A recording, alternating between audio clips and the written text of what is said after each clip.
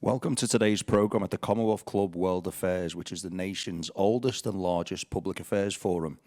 Every year we present more than 450 forums on topics ranging across politics, culture, society, climate and the economy. I'm Andrew Dudley, Chair of the People and Nature Forum, and it is a delight to see so many faces in the audience here. I wish to thank you for taking the time to attend this in-person event at our club this evening. A few housekeeping notes. Firstly, please take a moment to double check that your phones are silenced. And secondly, we encourage you to submit questions via the question card, which you'll see on your seats. These ones. And then someone will come and collect them and hand them to the speakers towards the end of the event. Now turning to our main event, it is my distinct pleasure to introduce Ferris Jayber, author of Becoming Earth, How Our Planet Came to Life, and a contributing writer for the New York Times Magazine and Scientific American. Ferris will make a lightning presentation now before getting into a deeper conversation with our wonderful guest moderator, Jenny Odell. So please join me in welcoming Ferris Jayber.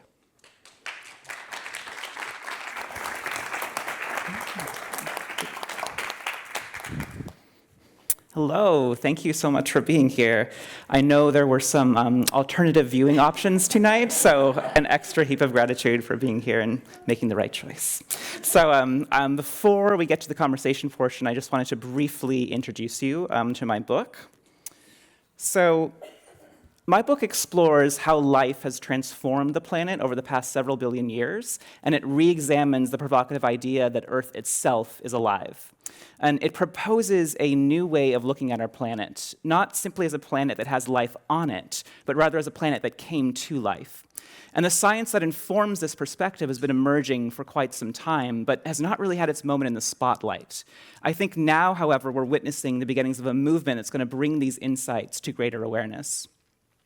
So my introduction to this new way of thinking began many years ago when I learned an astonishing fact about our planet's largest forest. What I learned is that the Amazon rainforest does not simply receive the rain for which it is so famous. It summons it. The Amazon actually generates about half of the rain that falls on its canopy each year. Rain clouds need two essential ingredients to form: water vapor and little particles on which that vapor can condense. The Amazon provides both by pulling huge volumes of water from the soil and releasing them to the atmosphere, and by continually spewing invisible plumes of tiny biological particles, which look like this: fungal spores, microbes, pollen grains, bits and pieces of leaves and bark, and even fragments of insect shells. The wind sweeps these tiny biological particles, known as bioaerosols, high into the atmosphere, where they accelerate the formation of clouds. And some of this drifting biological confetti even seeds ice crystals within clouds, which makes them larger, heavier, and more likely to burst. But the giant flying river of water generated by the Amazon does not remain in place. It actually travels throughout the continent, bringing much-needed rain to other parts of South America. And through long-range atmospheric ripple effects, the Amazon even influences weather as far away as Canada. So a tree growing in Brazil can change the weather in Manitoba. So learning to see the Amazon in this way was a revelatory experience for me. I'd always been taught that life is subject to its environment, not the other way around. And historically, Western science has emphasized how it's really the environment that dictates the evolution of species. Even when ecology began to formally recognize that life also changes its environment, it usually focused on small, local changes, minimizing their importance. And some of our greatest scientific luminaries have espoused that view. Rachel Carson wrote that the influence of life on the planet was relatively slight. Much later, E.O. Wilson wrote something similar. The fact that the Amazon changed the weather above its canopy and around the world made me question that conventional wisdom. And I started to wonder how else life has dramatically transformed its environment, not just locally, but on the scale of a continent, an ocean, or indeed the entire planet. I needed to know, how has life shaped Earth? Well, answering that question took me across the globe. I traveled to an experimental nature park in Siberia, where scientists are reintroducing large grazing animals in order to re-engineer the landscape. I descended close to a mile beneath the surface of the planet in a former gold mine, where biologists hunt for bizarre rock-breathing microbes that inhabit and transfigure the planet's deep crust.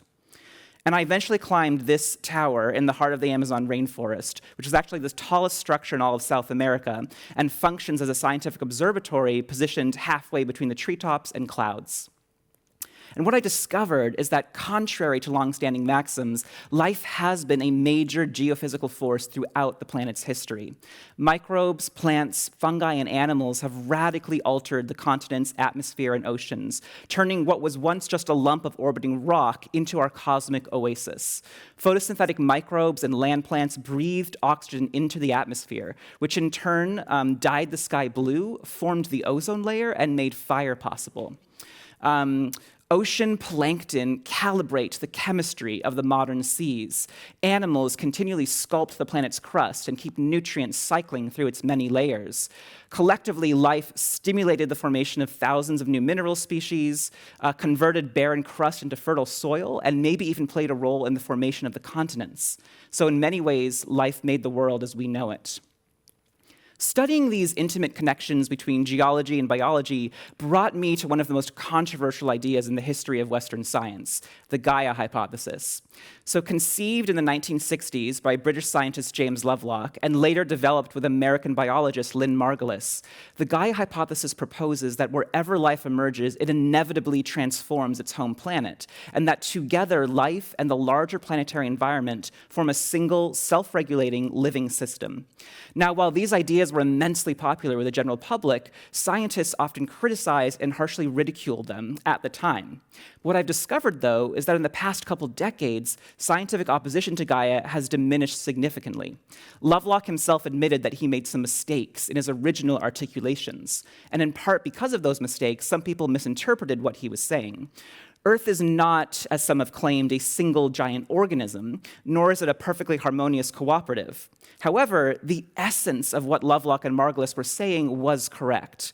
It is now universally accepted within science that life has been a major geological force for at least 3.5 billion years, possibly longer, that Earth and life continually co-evolve, each changing the other, and that together life and the planet form a single, highly interconnected system. And some scientists further agree that life is intertwined with the planet's capacity to regulate its climate. And these kinds of ideas have become the pillars of a relatively new mainstream field called Earth system science. Claiming that Earth itself is alive remains controversial. However, in my interviews, I found that some scientists, ranging from astrobiologists to paleontologists to atmospheric chemists, completely embrace the notion of a living planet, and others are increasingly open to it.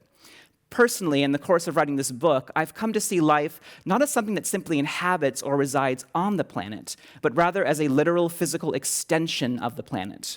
And I like to make an analogy to a vast beach from which spontaneously emerge all manner of intricate sand sculptures. Just because these structures have attained a new level of complexity and organization does not mean they're suddenly divorced from the beach. They're still made of the same grains of sand that surround them. They are still literally the beach. And I think it's exactly the same with life and Earth. Life emerged from and is made of Earth. What we call life is Earth animated. So if we accept that life is a literal physical extension of the planet, that together life and Earth form a single tightly coupled system, and that this larger system has demonstrated many of the features that we associate with life: growth, metabolism, evolution, and perhaps most critically, a capacity for self-regulation and astonishing resilience, then we have to recognize Earth itself as the largest known living entity. That doesn't mean that Earth is a single living thing in exactly the same way as a bird or a bacterium or a human, nor even that it's a superorganism akin to an ant colony, but rather that the planet is the largest known living system, the confluence of all other ecosystems, with structures, rhythms, and self-regulating processes that resemble those of its smaller constituent life forms. We need to recognize that the phenomenon we call life happens at multiple scales. And life is not identical in all of its manifestations, but it echoes, it rhymes at every scale. So Earth may not be a giant organism, but it is alive. It is a vast, interconnected living system, suspended in the vacuum of space, eating starlight, breathing, blooming, pulsing, and continually defying the forces that would otherwise undo it. Nothing could be more characteristic of life. Thank you.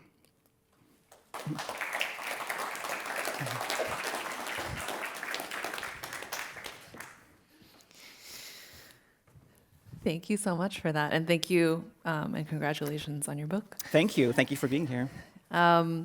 So I thought that it might be helpful maybe to sort of put your ideas into relief to, by contrast, maybe talk a little bit about how people normally think of Earth and what Earth is from your understanding. Yeah, I mean, I think the predominant, concept within Western science for a long time now has been that the planet is the platform or the substrate for life, and life is this surface phenomenon that exists on the planet.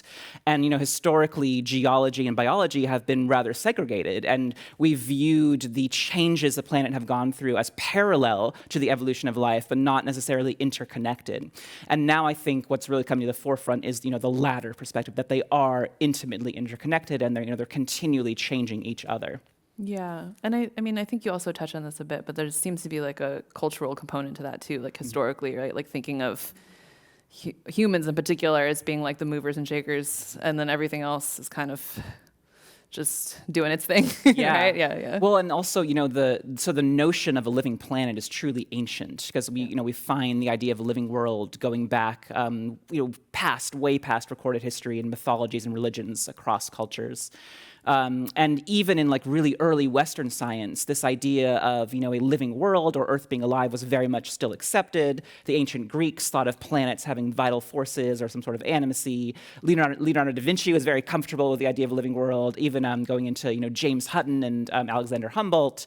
But then reductionism and imperialism and all these forces take over, and it becomes more and more about divorcing the animate from the inanimate, and sort of putting things in really neat, tidy boxes. And so now, rather than seeing the planet or the world as a sort of living being that's worthy of veneration, it's more like a body of resources, inanimate resources that are waiting to be exploited. Right, totally. Since that's such a different way of seeing the world, I mean, something that I thought about a lot in my last book, which was about how we see time, and it's sort of parallel, is like languages that we use to think about or reckon time, right? And there's mechanical clock time, but there's ecological time, and trying to move the reader from one to another. So I was kind of wondering if you sort of faced any challenges in trying to find the right metaphors or sort of poetics to bring the reader to this other way of thinking about things, because it's so different.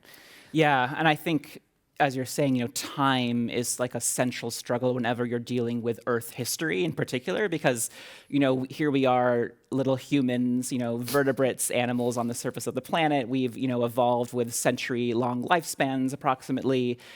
We are used to thinking of things in terms of days and months and years, and now we are trying to imagine these spans of time that stretch millions to billions of years. It's just so unfathomable for us. And we've seen some really wonderful writing, I think, about thinking timefully, thinking geologically, trying to think through deep time.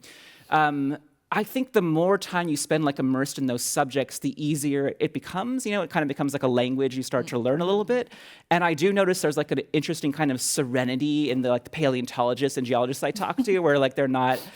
I guess sometimes they kind of ping pong between being really concerned about what's happening right now, but also recognizing what a small part of the whole picture it is. Yeah, totally.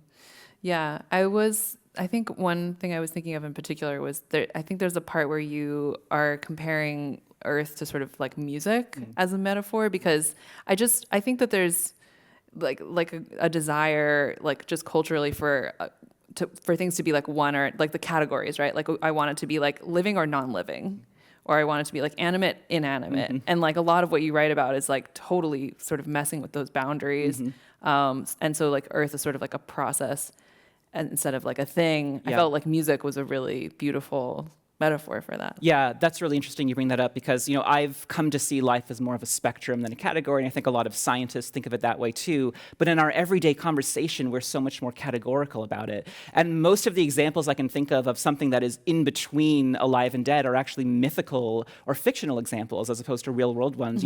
Ghosts, zombies, vampires, these are not things that mainstream science accepts as real, but these are some of our prime examples of things that are in between the living and the dead. And yeah, so music, I was always searching for a central metaphor for the book, and it was really hard to find one that I could sustain all the way through. And because Earth is literally the largest known living system, it kind of encompasses all subsystems. So what subsystem can you choose to represent the largest system, you know? But music was interesting because, you know, both music and life are emergent phenomena. So it's really hard to reduce music to any one of its components. You know, it is the sheet music, it is the musician's, you know, abilities, it is the way that the composition works overall. And when, you know, what starts as just sound or noise, you know, is mixed in the right way, we experience something completely different. And I think Lynn Margulis, the co-developer of the Gaia hypothesis, deserves a lot of credit for clarifying that, you know, when they're talking about a living planet, they're talking about a large-scale emergent phenomenon. They're not saying that Earth is a single living organism, that it's, you know, that's evolved through natural selection exactly the same way as us or microbes, but rather that this is something that, you know, emerges or results from these large-scale planetary ecological interactions. And she even said, you know, Gaia, or the living planet, it emerges from, you know, living organisms, the planetary environment, and then the energy source, the sun, and the interactions between all those things. Yeah, definitely. And I think there's, like, you know, in general in your book and in the science that you're citing, there's a really lovely foregrounding of relationships over, like, entities, right? And I think that's something that anyone who, you know, thinks about it for more than 5 minutes, but also, like, has to garden or, like, have any interaction with the natural world, like, comes to understand. It's like, you kind of can't, like, yes, there is such thing as, like, a moss, but it's very hard to isolate it from, like, all of the sort of inputs and the environment.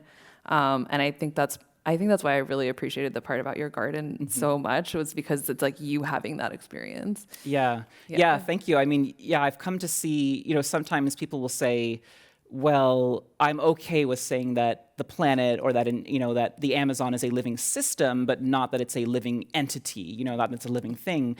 But I think all forms of life are by necessity, by definition, systems. You know, they're all networks of smaller interrelated components.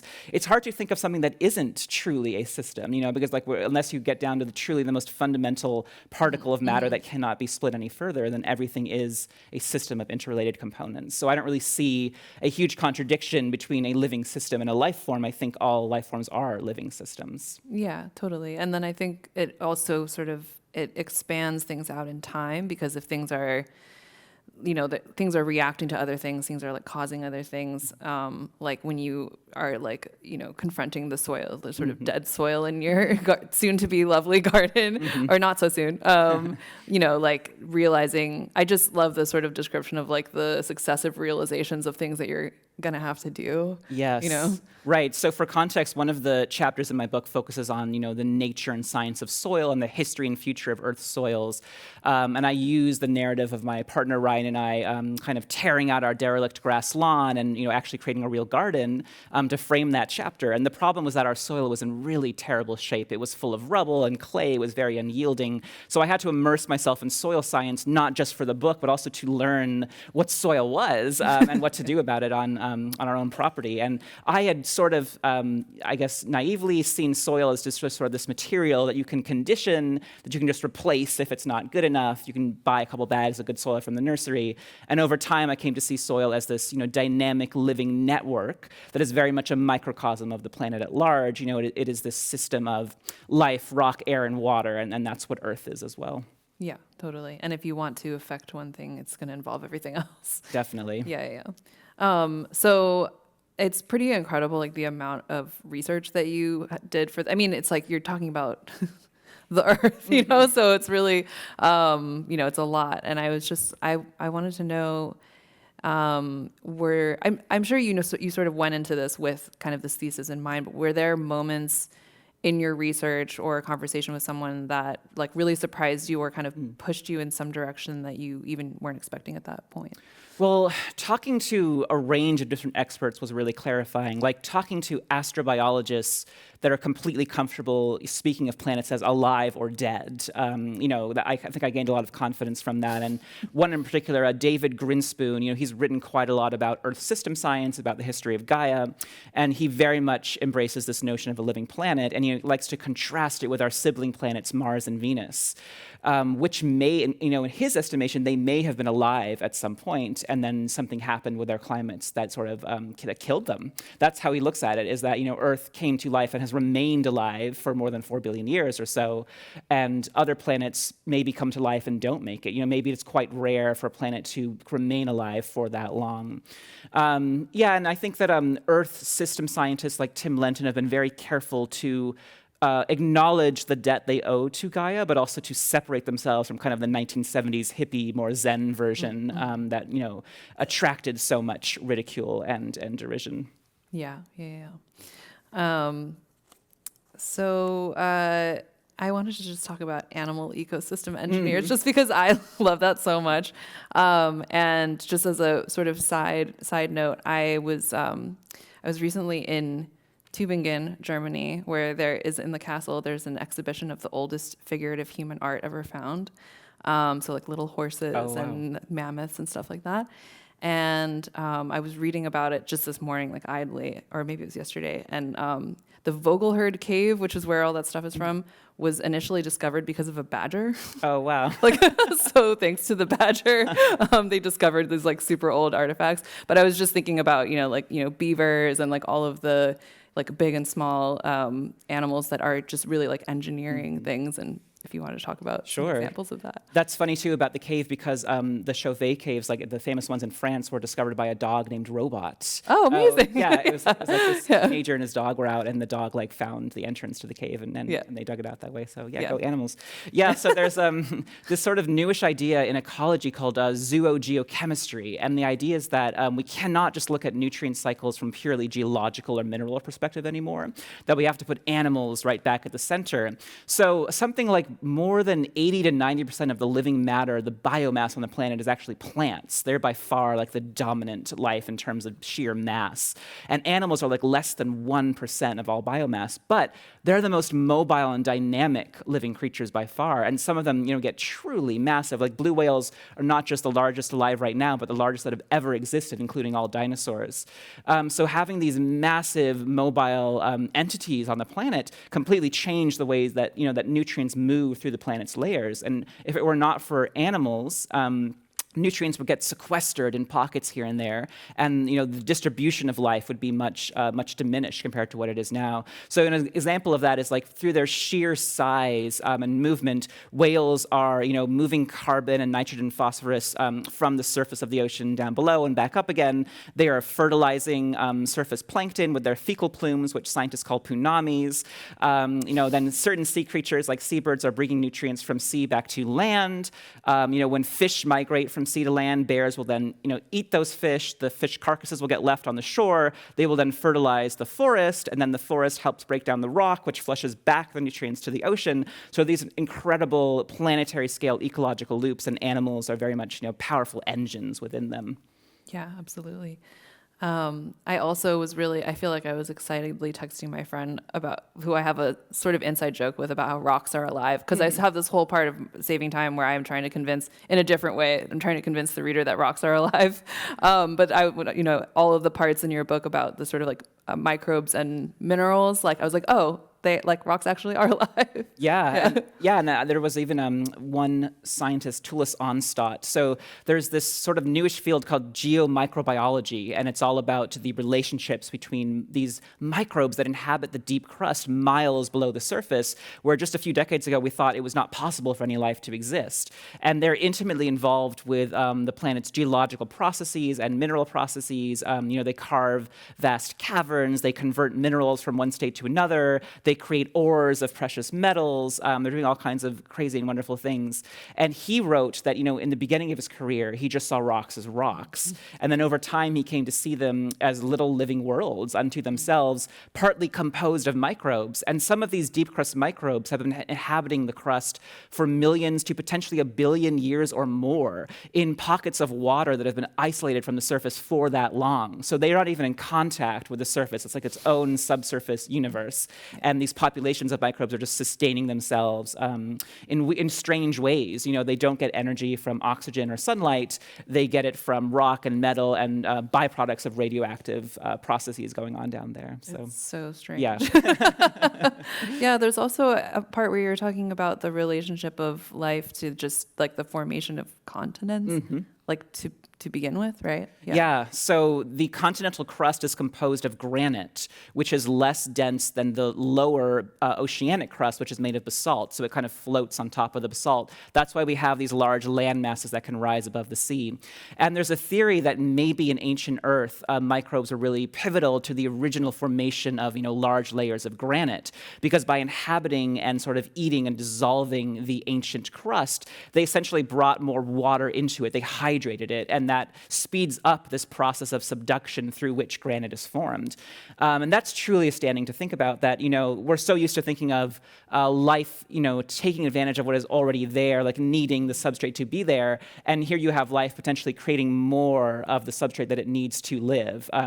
Microbes potentially literally laying the groundwork for all other terrestrial life. And some computer models suggest that were it not for life of various kinds, we wouldn't even have large land masses today. We would have had a water world with maybe some volcanic islands here and there, and maybe tiny microcontinents, but not the massive continents we have now. And speaking of living rocks, another great example, I think, is corals and coral reefs. Because there you have a symbiosis of animals, animal polyps, photosynthetic microbes, and they are creating these massive exoskeletons. They're like literally building chalky limestone citadels in which to live. And then though they become the substrate for future generations of coral. So if something like comes through like a hurricane and destroys them, they can build upon the old layers of chalky substrate that they themselves have made. And then all of these sea creatures that produce these chalky skeletons, when they die and sink to the sea floor, they become layers of sediment that petrify and literally become rock. So life is like literally turning into rock, and then that rock is uplifted and becomes formations like the White Cliffs of Dover. So the White Cliffs of Dover are entirely composed of the ancient tiny skeletons of plankton and other sea creatures. And you can see that if you take a little piece of chalk from the cliffs and look under a microscope, you will see the remains, the fragmented remains of these ancient plankton exoskeletons. So life is literally becoming rock, and then rock is becoming life again, and is very reciprocal in that way. Yeah, absolutely. I got really excited at that part also because chert is my favorite rock. I'm sure you know about chert. Which is also made out of exoskeletons. Yeah, exactly. So chert and flint are also both made largely of plankton that have sunk and petrified. And chert and flint were so important in human evolution because you can nap them and shape them in a way that is very difficult with most other types of rocks. You can form really sharp arrows or axes from them, and that was basically what empowered the Stone Age revolution of human technology. They didn't know they were working with the ghosts of plankton that had turned to stone, but they were. Yeah, right. So then it continues to go on and affect Exactly. so many other things. Also, I just have to say, I'm sure some of you live here. What is it? Corona Heights Park is basically all chert. I don't know if anyone here has been there recently, but sometimes I think about that when I go there. Wow. It's just you're just on this giant like hill of like solid chert, and just knowing like it's you kind of have to like stand there and imagine it or something. Yeah, totally. So I should say my questions have not been in order because your book is in an order that I find really fascinating, which is kind of like from the middle of the earth outward. Is that something is that a structure that you knew you were going to do at the beginning, or is that? So Jenny and I have the same editor at Random House, Hillary Redman, an amazing editor. Hillary and I worked on shuffling the structure quite a bit. Yeah. The three-part structure was always there, but we kind of debated what the best order would be. The basic idea of the structure is that it's rock, water, and air. So it's sort of mirroring the three spheres of the planet: the lithosphere, crust, the oceans, and the atmosphere. And then each section is looking at how life successively changed each of those spheres. Hillary just really loved those rock chapters and sort of the feeling of beginning deep in the earth itself. And so she was, she really wanted to begin with that ideally. And I think there was something kind of nice of starting with, rock being the majority of Earth's material substance. The bulk of it is rock, and then kind of working our way to the surface and eventually getting to the most ethereal layer of the atmosphere that's sort of the least familiar to us. Yeah, and I mean, I love that beginning because even just like the image of you like going down. How deep was that? So that was almost a mile, beneath the surface of the planet. How long does that take to get down there? So so it's funny. So climbing the tower takes hours, and that's only 1,066 feet. But then it's just a 10-minute elevator ride to get to the bottom of this former gold mine in South Dakota. It's surprisingly fast. They call the elevator the cage because it's just like this bare, like metal cage. That really inspires confidence. Yeah, I know. Get in the cage. But then once you're down there, it's like you're just surrounded by narrow tunnels, right? So if you're claustrophobic, it's not a good situation, but you don't really have the sense of like, inverse vertigo because you can't really see, beyond these tunnels. Like they sort of act as blinders. It reminded me of a Disneyland ride, to be honest, because you're like traveling these little like rail cars, like through these tiny dark tunnels. It felt like almost like a set. Yeah, and I mean and just to like hear like about that, and then you go all the way down there, and there's still life down there. Yeah, exactly. Yeah, there's no, like, without humans, there wouldn't be any light down there, very little oxygen. Yeah. There is water. Like, that's kind of that's what it comes down to, is there's water and heat, and there's chemical processes going on, and that's enough for some level of life, so they exist down there. Yeah. That's so crazy. Yeah. I also really love that structure because I think it sort of implies that you end, like, further away from the surface of the earth, and for me, it kind of leaves you with a sense of, like, looking back at it. Yes, that's a really good observation because so many Earth books I think start with that view. Like they start with the NASA astronauts taking some of the first color photos of Earth from space, and that obviously was a hugely important moment historically and culturally. But I didn't want to like just repeat that kind of a viewpoint all over again. Totally. Yeah. I did want to talk a bit about fire because it's so relevant to all of us here. The subject of fire, and it kind of. Fire is something we almost like co-evolved with, because I think that's not. I mean, maybe that conception of it is sort of growing, but I feel like it's still not a common way of thinking about it. No, that was certainly new for me. So one of the chapters in my book focuses on, the ecology of fire and the role of fire in the Earth system. And before life breathed oxygen into the atmosphere, and before land plants ascended, there was no fire on Earth because you have to have sufficient oxygen. You have to have something to burn. So fires existed for about 425 million years, something like that. But for the majority of the billions of years worth of history, it wasn't there. And then once it did emerge, it co-evolved very profoundly with, specifically with terrestrial plant life. And this fascinating thing happened where the level of atmospheric oxygen fluctuated wildly throughout Earth history. Today, it's about 21%. Something like 300 million years ago in the Carboniferous, it was more like 30 to 35%. And back then we had dragonflies the sizes of pigeons and millipedes as large as surfboards because they were bathed in this oxygen-rich environment so they could grow much larger, much more easily. And we had raging wildfires, unlike anything even that we're seeing today. But then about 200 to 50 million years ago, the level of atmospheric oxygen really stabilized compared to the past, and it kind of started to hover around 21% and stay right in that window. And scientists are thinking it's probably because of the co-evolution, the braided evolution of oxygen, land, plants, and fire. And basically, what you have to understand is that like the accumulation of oxygen in the atmosphere depends on the continual burial of photosynthetic matter. And when oxygen gets really high and you have raging wildfires, it burns down huge tracts of vegetation. That weakens the mechanism by which oxygen accumulates, so then oxygen starts to dip back down again. So there's a stabilizing feedback built into the system. And that chapter centers on a narrative about an indigenous fire ecologist named Frank Lake, who does most of his work in Northern California and Southern Oregon. And he's involved in trying to bring back indigenous burning traditions and prescribed burns back to the Western landscape, because they were so important for a long time. For millennia, indigenous peoples co-evolved with the native fire rhythms and fire regimes, and they used fire deliberately to shape the landscape in ways that benefited themselves and the ecosystems they depended on. And then there was this legacy of fire suppression in the West that really erased that. And now indigenous communities and their partners are trying to bring that back. Yeah, and luckily there's starting to be some more recognition of that and working with state agencies. And, exactly. Yeah. And I think fire is such a fascinating example in this context because it's like, we don't think of fire as alive typically now, right? But it is a force that is woven together with all of these things that we would call living, and also human communities and stuff like that. So Yeah, and it is one of the examples that comes up because it's sort of an in-between thing, because fire consumes fuel and gets larger as it does, which looks a lot like what certain life does. And crystals are another, where they have these very organized structures and they very faithfully replicate them as they grow. So there are these things we think of as inanimate that do very lifelike things. And I actually asked Frank Lake, the indigenous fire ecologist, like, do you think of fire as alive? And he said yes, yeah, without makes sense. hesitation. For him, like, it is a living force. yeah. Just thinking about everything kind of in terms of forces. That reminds me. So there were two, for me, like texts that I had come across in the last handful of years that your book was really in conversation with for me. One of them is Jane Bennett, who wrote Vibrant Matter.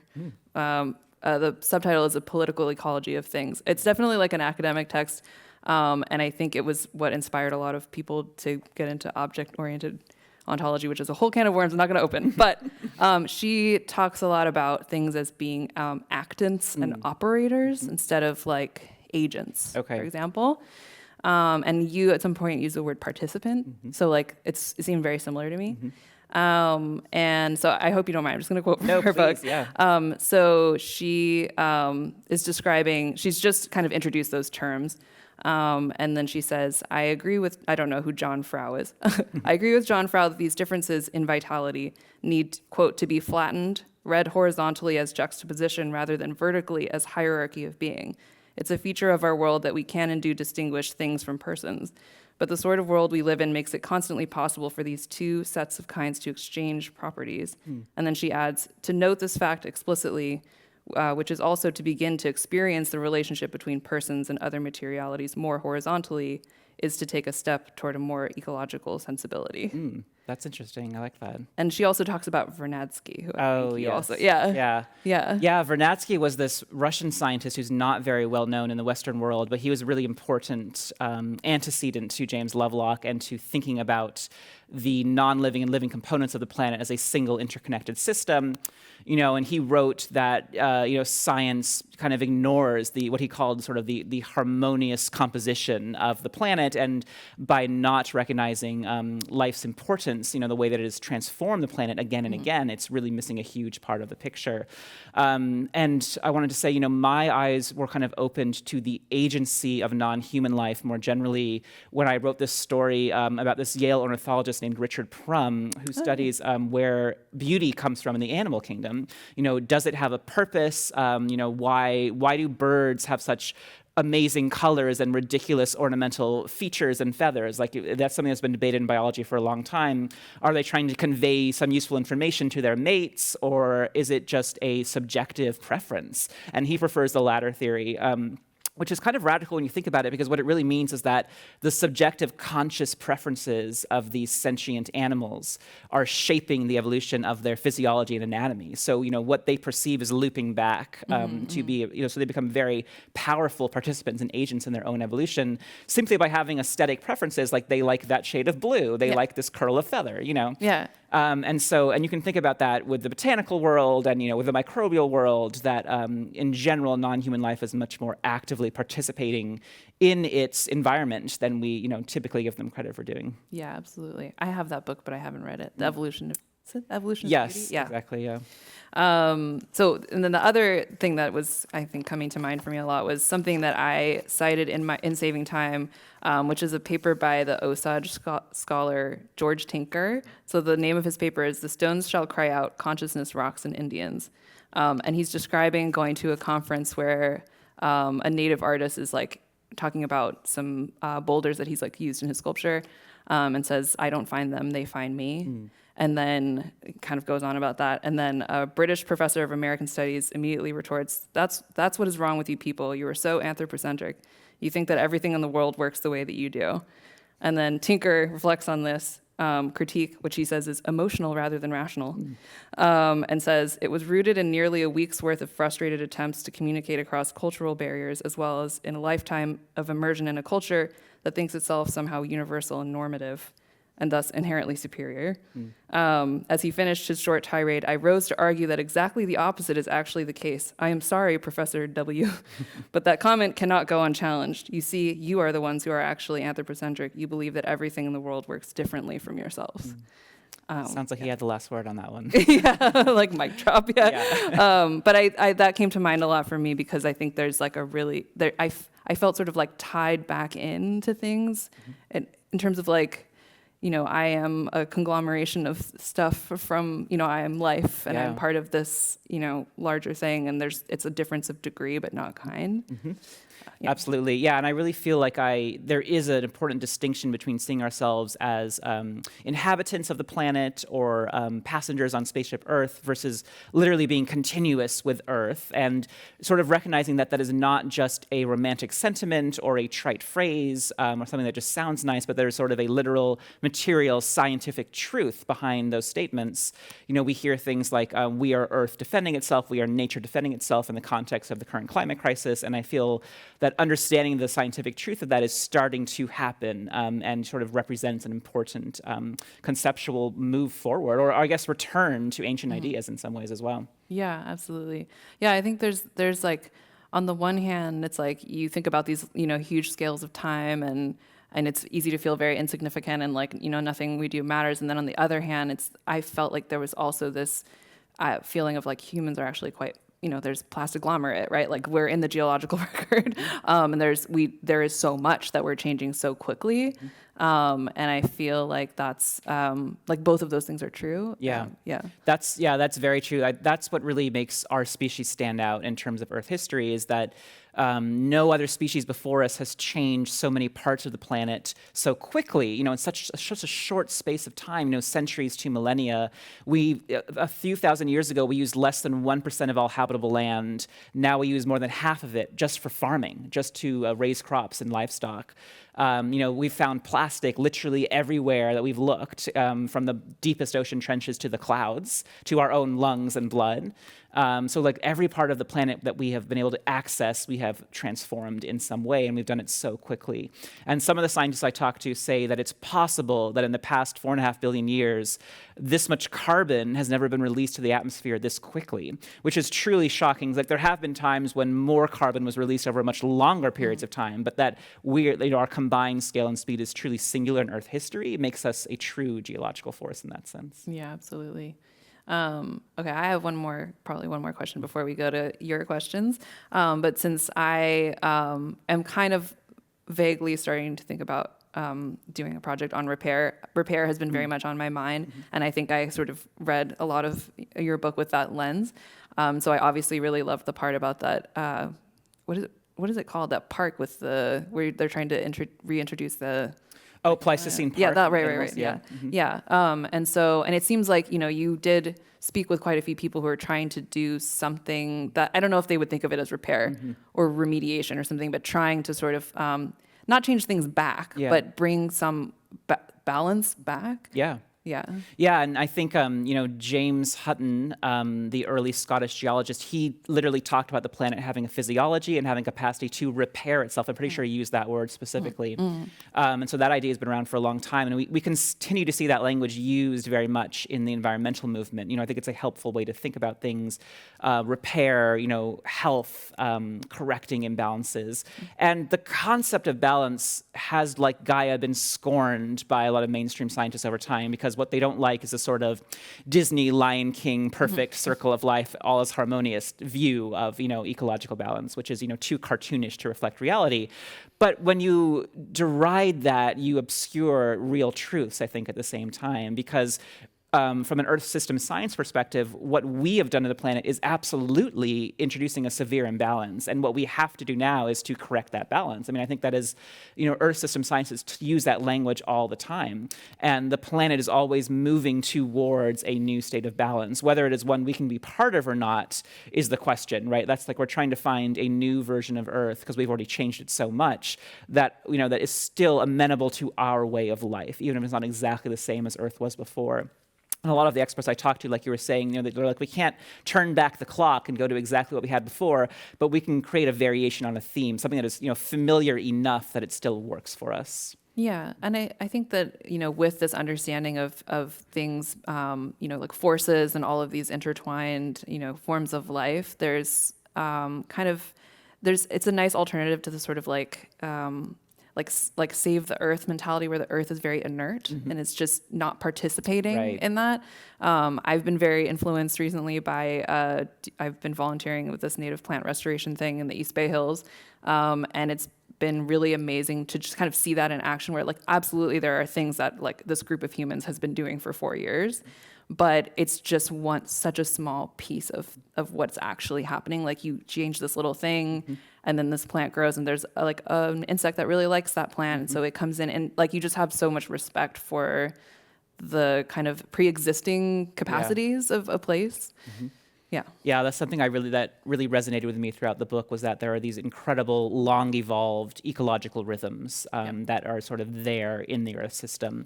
And at the very least, we should try not to disrupt those. Like it's heuristic to try to control them and manage them completely, but we can pull back and not actively, harm them and disrupt them all the time. Yeah, and I also think it's important for just in general of the public to see and think about images of regeneration because it's very easy to just kind of like see the future as a foregone conclusion. Right. Yeah, definitely. So I think maybe we will move on to audience questions. Sure. Is someone bringing me the questions?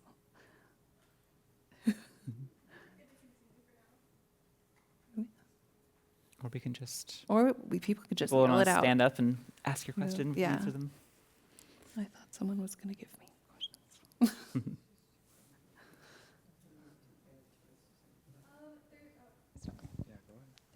There's no questions for now, so if you guys want to continue your conversation, that would be great. Okay. Thank you guys. I can talk a bit about that Pleistocene park Yeah, that was I visited. amazing. Yeah, so there's this incredible experimental nature park in far Siberia, and it's run by the Zimovs, this kind of maverick family team of Russian scientists. And their idea is that they want to bring back large grazing animals like bison to sort of recreate some version of the Pleistocene grasslands that existed, tens of thousands of years ago in that part of the world, because they believe in this very powerful symbiosis between grazers and grasses, where they think that they each sustained and maintained the other. And they think that it went further than that in that the grazers and grasses also helped keep the permafrost frozen. So there's a lot of carbon and methane trapped in these frozen layers of soil called permafrost. And the grazers, being these large hulking animals, they would strip away insulating layers of snow, so they allow frigid temperatures to penetrate deeper and keep that permafrost frozen. And the grass, being paler than trees and shrubs, reflects more light and heat back to space, so it is also cooling the landscape. So there, but then with the megafauna extinctions, with sort of the ascendancy of humans and in combination with climate change tens of thousands of years ago, we basically lost the majority of truly massive megafauna mammals and grazers. And so they literally go to places like Wrangel Island, other places in Alaska, and they capture bison and other large grazers, and they bring them back to this And park. it's really hard. It's extremely challenging. Like everything about that place. It took me 3 days just to get there from the west coast of North America, and then they go on these perilous, like half a year journeys where they'll like travel by road and then by boat for a long time to get to some island where there are bison, and then they have to cart back the bison on the boats and trucks and bring them back to Pleistocene Park and get them acclimatized to their new surroundings. And sometimes the bison will like plunge into a lake because they've never seen a lake before and they don't know what it is. And so and there was one point in which we were traveling to see this area of crumbling permafrost, and there's all these bones of sort of Stone Age creatures embedded in the permafrost, and they're being exposed as this permafrost is being eaten away. So there's just like, mammoth bones and bison bones and, cave lion bones just lying around. And it's on this like really muddy riverbank. And if you're not careful, like you will sink into it like quicksand. And at one point I did start to sink a little bit because I got a little too close to like this one bone I wanted to look into, and I had to sort of pull myself out of there really quickly. So that was in a particularly perilous moment. And then as we were heading back from that region, we were in a small speedboat and a storm came upon us. And it just occurred to me that if we were to capsize out there or if something were to happen, nobody would know that we were there. There were literally no houses anywhere to be seen. Nobody lives in these remote areas. And so that was even scarier than the tower, which was itself intimidating enough. But yeah. Yeah, a lot of extreme experience. Yeah. Do we have a question? Thank you. Okay.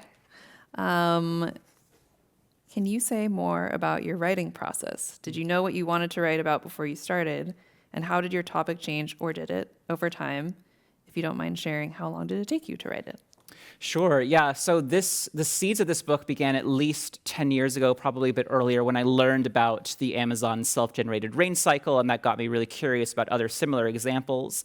It took, intermittent years of sort of research and writing to realize that there was a sort of a book-worthy subject there and start to craft a proposal. So from, the book proposal stage to today was about 6 years, and then that was preceded by a few years of researching and thinking. The pandemic really slowed things down in terms of reporting. I had to wait like 2.5 years just to get to the Amazon because that research station was closed for so long. A lot of these trips had involved very complicated logistics and special permissions that slowed things down. And it was just a sheer amount of research, to be honest, like just desk research, just like a lot of reading, a lot of interviewing experts. I wanted everything to be as accurate as possible, so I worked with professional fact checkers to kind of go through the text after I'd written it. That took a while.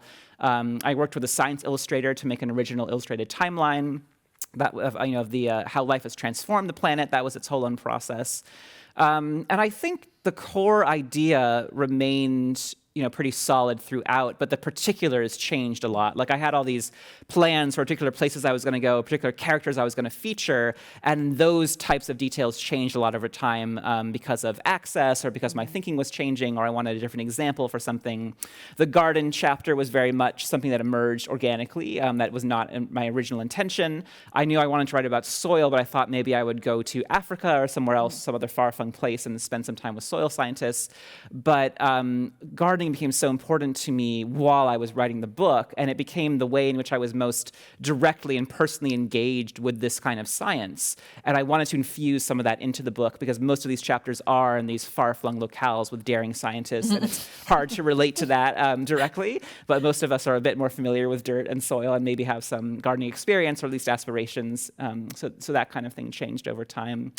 And, I also spent a lot of time sending passages to experts for their review, which is its whole own negotiation because scientists often think and write quite differently from the way we do for the general public.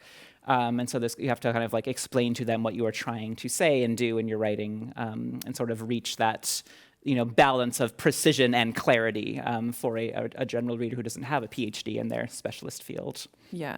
There's quite a bit of sort of translation, I think, happening both on the sort of larger level that I mentioned earlier with kind of metaphors that make something accessible, but also just on the micro level of like making something readable, right? Yeah, definitely. Yeah, I think that's like the base layer of all science writing is like you start with translation. Like you start with the source material, which is like research papers that can be extremely dry and technical, and then you have to kind of translate that into basic English that is understandable, and then hopefully make it like engaging or beautiful or memorable, take it to the next level and create something worthwhile for reading, Yeah, I think that's why I'm so glad that the garden chapter is in there. I think because that is, that's a very like Jenny chapter. That's what I'm saying. Because, I think I love like a movement between like a sort of more like, not abstract, but like less immediate layer and then something that you're really like is almost like every day. Yeah. Although I have to say that your garden does not sound very everyday. It sounds like pretty intense. Yeah. Ryan and I are pretty passionate gardeners, and we really got into it. But yeah, I totally know what you mean. Like that, we're going from like Siberia and the Amazon to a backyard, literally. Yeah. But they are like, I mean, it's all connected in these, exactly. sort of systems that you're talking about. Hey, thank you. Okay. Where was the most impactful place you traveled to and experienced when it came to writing your book, and why? Well, when I finally made it to the Amazon, to the very middle of the Amazon in Brazil and climbed that tower, that was 3 or 4 years into like the book project as a whole. And by that point, I'd learned so much more than I knew originally. And so when I got to the top of the tower, I could literally see and understand in a new way that the blue sky, the O2-rich atmosphere, the soil from which the forest was growing, the clouds above us, they were literally all suffused with life. They were products of life to some extent, that life was really responsible for all of these kind of just prevalent features of the planet that we often take for granted or think are sort of the default state of the planet. So being up there and seeing the forest from that perspective was a really wonderful culmination kind of moment. And I had never really seen the Amazon from that perspective, even from a plane. Usually like on the ground, you're obsessed with like, oh, that particular morpho butterfly like fluttering past, or like the tapestry of lichen and moss on this one tree. But when you get up there, 1,060 feet in the air, you can really see the tapestry of the Amazon and how it's kind of this living fleece, this living network stretched across the landscape further than you can even see because it spans an entire continent. So that really brought it together visually and kind of became a reinforcing moment in the text where I kind of returned to some of the central ideas. Yeah, totally. And that part was reminding me of that Powers of 10 video, the Eames Yes. video where I forgot that it also goes in though, at the end. right. I watched it recently, but yeah, it zooms all the way out by like a factor of 10 every Yep. second or something like that. But yeah, that must have been kind of how it felt. Yes, to- exactly. Yeah, it was like switching places with, somebody who's like looking at something through a microscope and realizing that, what I thought was like this massive jungle from another perspective is just like a small piece of plant material, from that high up. Yeah. And I think it's also, I have to say as a reader that there's like a similar effect when just like reading the book of sort of going back outside and everything, like I feel like the next time I fly over a city, it's going to look like a coral to me, or, Right. it's sort of, and also just like more literal, like every time I smell like sea air, I'm going to think about why it smells that Yeah, way. totally. Yeah. Yeah. So, and I assume that's also happened for you a bit, right? Just having written it. Yeah. It has, yeah, for sure. I definitely see things through an Earth system science lens now. I see life's imprint everywhere, where it was much more invisible before. Plankton are an amazing example of that because they're bound up in just about every process in the Earth system you can think of. They are, partly responsible for why the ocean smells the way it does, like that kind of funky, characteristic marine smell. They create clouds with gases they release. They compose sands and these giant chalk formations. And then there's even, dust blows over from the Sahara and fertilizes the Amazon. And that dust is mostly ancient plankton from this ancient lake bed in Africa. So they're even blowing across continents, even though they're long dead, and fertilizing, one of the largest ecosystems on the planet right now. So. Yeah, I also had no idea how large a category plankton was. Right. Yeah. That blew my mind. Massive catch-all. Yeah. Yeah, totally. Okay, I think we have time for one more, two more, one more. No, I don't know what that number means. I'm sorry. Maybe it'll count Is down it- for us. Oh, we have 10 minutes. Okay. All right, we can do 2 questions. Okay. Did you feel that rock, water, and air were equally important, or did you spend more time on one? I do think they are equally important. They are different in their proportions. There's a lot more rock than water, and there's substantially more water than air, and that's reflected in the order of the sections. But they're all essential for what we know as life. Like you can think of us as sort of having oceans in our bodies, like, our blood and our watery parts are kind of recreating the chemistry of the oceans in which life presumably evolved in the beginning. And we can think of our skeletons as a kind of rock. They have living cells in them, but they're also largely mineral. We are part mineral, part rock, and part water. And I think all living systems are that way. So those 3 things are very much essential and intertwined. And I tried to give each section its own feeling and texture so that it doesn't feel too redundant moving from one to the next, and we can really kind of appreciate each element, for its own particular characteristics. Yeah. Great. Do you think the medical community is also changing the way we think of living organisms versus systems, or are they still resistant? I think scientists in general are just continually debating the sort of fundamental nature and definition of life, because it is very much an open question. We do not have that consensus definition yet, or that beautiful equation that explains exactly what life is as a phenomenon. Medicine is an interesting angle to get at it from, because there's really important questions in medicine of like when can you say somebody is brain dead, for example? Like when can you say that somebody is alive or not? Like how do you make those hard choices? And it gets really tricky because, sometimes somebody's physiology is sort of still doing some of what we typically associate with life, but nothing else is really going on. They don't appear to have a conscious experience or sort of sentience. And so is that still a human life, or, how exactly do we classify that or think about that? And I think we also are seeing, in parallel to the reconsideration of the nature and definition of life, this reconsideration of what we mean by mind, consciousness, and intelligence, and sort of a renewed appreciation for diverse ways of being a mind or forming a mind, so animal versus botanical versus artificial or computer. And that we need to basically massively broaden our definitions and concepts of both life and mind. And that's something I think I would like to explore in the future, is that this book was so much about life and the nature of life, and I'd like to sort of tackle, mind and consciousness and intelligence, perhaps. Please next. do. Yeah. Because that's kind of where my mind was going in a lot of it too, just thinking about like those termite kind of structures and, like I said, animal architects. Mm-hmm. Okay. We still have time, right? Okay. So the Earth has breathed and survived, etc., but has not reproduced yet. I keep thinking about insignificant characters like Bezos and others trying to get us to other planets. Can you comment? Yeah. So, if we accept that some planets are alive, then, a question that arises is, can planets reproduce? And, we have to ask if humans or some species were to move from one planet to another to colonize or populate another planet, is that a form of planetary scale reproduction?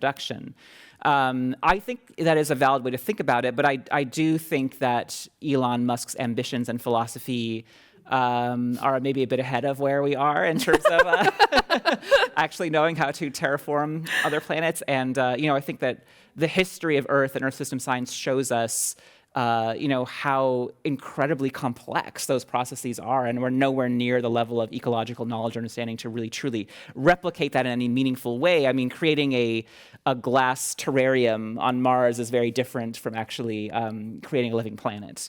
And Kim Stanley Robinson comes up in my book a few times, some of his science fiction, and he has this amazing novel in which he explores why it is so challenging to move to other planets and populate them. And part of what he talks about is that, first of all, the distances between living planets are so massive, and then with space expanding, they're getting more and more massive all the time. So it takes so long just to get to another planet that could potentially be habitable. And then once you are there, you realize that, native life is always an expression of its home planet.